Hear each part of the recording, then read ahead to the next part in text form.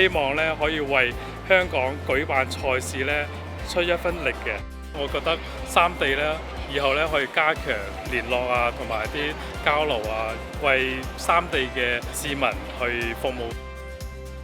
嚟自深圳嘅羅文振係嶺南大學碩士生，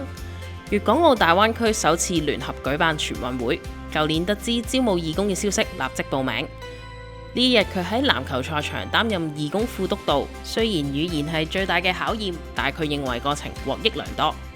我哋義工團體入邊咧都好多內地人啦，同埋啲少數族裔嘅。我都發覺咧，其實香港義工們咧去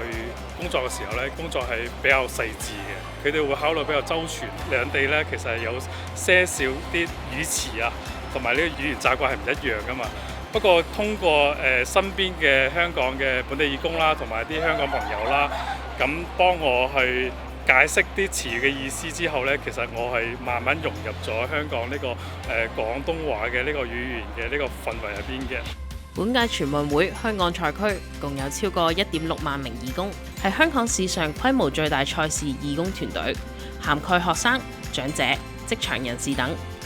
包括負責後勤、物資管理同埋義工協調嘅港人楊建寧。佢認為今次嘅全運會可以促進大灣區唔同城市嘅市民互相了解。